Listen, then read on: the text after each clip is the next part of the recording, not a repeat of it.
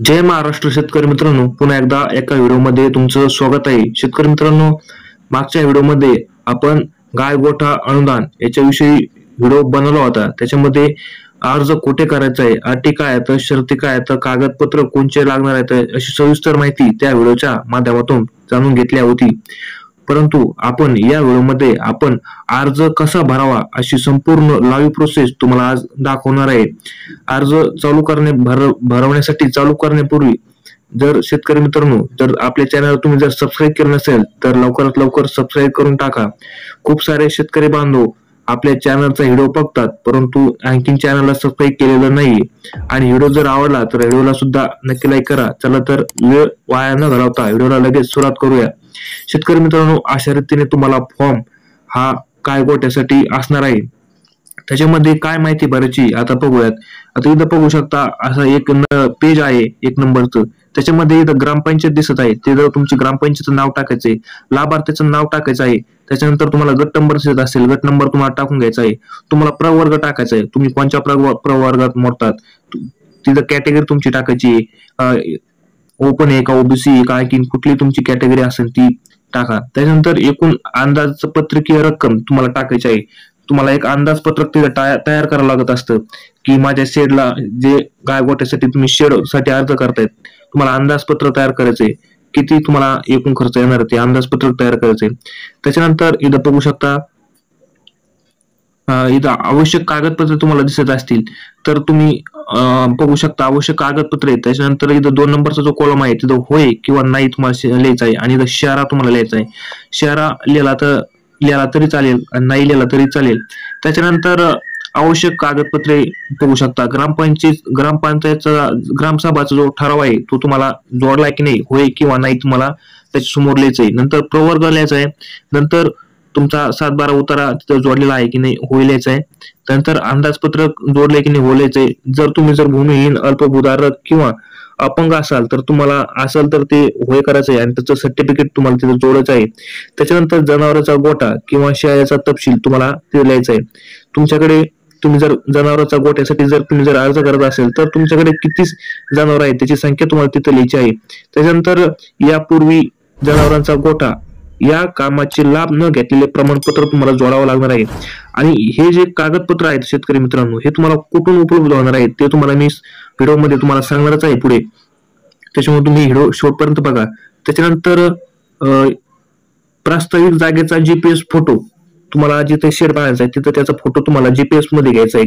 त्यासाठी एक ऍप्लिकेशन असतं शेतकरी मित्रांनो, त्याचं कॅम नोट नावाचं ऍप्लिकेशन आहे, ते तुम्हाला इन्स्टॉल करून त्याचा फोटो काढायचा आहे. त्याच्यानंतर उपलब्ध पशुधन यांचे जीपीएस मध्ये टॅगिंग केलेला फोटो, तुमच्याकडे जे जनावर आहेत त्याचा तुम्हाला जीपीएस मध्ये फोटो काढून घ्यायचा आहे. नंतर जॉब कार्ड किंवा पासबुक किंवा आधार कार्ड तुम्हाला जोडायचं आहे. त्याच्यानंतर ग्रामपंचायतचे मागणी पत्र तुम्हाला जोडायचं आहे. अशा रीतीने तुम्हाला एवढे कागदपत्र तुम्हाला लागणार आहेत. त्याच्यानंतर इथं खाली बघू शकता तुम्हाला इथं अर्ज भरायचा आहे. आणि इथं कोपऱ्यामध्ये बघू शकता एक फोटोसाठी तुम्हाला तिथं रकाना दिलेला आहे. त्या रकान्यामध्ये तुमचा फोटो तुम्हाला सिलेक्ट तिथं चिटकून घ्यायचा आहे. त्याच्यानंतर अर्जदाराचे नाव तुम्हाला टाकून घ्यायचं आहे. अर्जदाराचा पत्ता तुम्हाला टाकायचा आहे. आणि अर्जदाराचा प्रवर्ग म्हणजे तुमची जी जात असेल ती तिथं टाकून घ्या. त्याच्यानंतर तुम्हाला लिंग निवडायचं आहे, स्त्री आहे का पुरुष. त्याच्यानंतर आधार कार्ड क्रमांक टाकायचा आहे. नंतर अर्जदार दारिद्र्य रेषा खालील आहे का, होय किंवा नाही तुम्हाला तिथं लिहायचं आहे. त्याच्यानंतर अर्जदाराच्या मालकीची स्वतःची शेतजमीन आहे का, होय किंवा नाही तुम्हाला तिथे टाकायचं आहे. त्याच्यानंतर अर्जदाराकडे सध्या उपलब्ध असलेल्या जनावरांचा तपशील, तुमच्याकडे किती जनावर आहेत त्याचा संख्या तिथे लिहायची आहे. त्याच्यानंतर अर्जदाराकडे पूर्वीच्या शेळ्याचा गोठा किंवा गाईचा गोठा उपलब्ध आहे का, होय किंवा नाही तुम्हाला लिहायचं आहे. त्याच्यानंतर खाली आल्यानंतर इथं तुम्हाला हमीपत्र आहे ते तुम्हाला इथं सही करायची आहे त्याच्यावरती. त्याच्यानंतर काय लिहिलेलं आहे तिथं बघू शकता.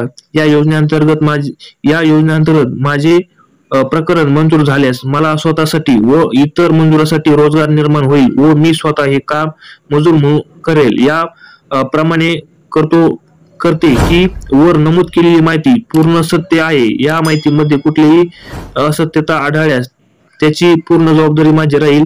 अशी संपूर्ण त्याचे हमीपत्र तुम्हाला द्यायचं आहे आणि तुम्हाला सही किंवा अंगठा तुम्हाला करायचा आहे. त्याच्यानंतर खाली आल्यानंतर इथं बघू शकता रहिवासी प्रमाणपत्र तुम्हाला जोडायचं आहे. हे रहिवासी प्रमाणपत्र तुम्हाला तिथं नाव टाकायचं आहे.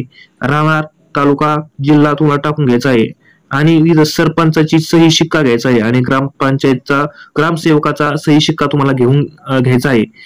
त्याच्यानंतर खाली बघू शकता पशुधन उपलब्ध प्रमाणपत्र तुम्हाला जोडायचं आहे. तर इथं तुम्हाला उपलब्ध आहे. प्रमाणपत्र देण्यात येते की तुमचं नाव येईल, त्याच्यानंतर तुमचं गाव येईल, तालुका येईल, जिल्हा येईल, येथील रहिवासी असून आज रोजी यांच्याकडे जी संख्या आहे तुमच्या जनावरांची ती इथे टाकायची. पशुधन उपलब्ध आहे करिता प्रमाणित देतो की इथं पशुधन प्रवेशिकाची सही तुम्हाला लागेल. नंतर खाली सरपंच आणि ग्रामसेवकाची सही लागणार आहे. खाली आल्यानंतर अल्पभूधारक प्रमाणपत्र तुम्हाला जोडायचं आहे. इथं तुम्हाला दिसत असेल.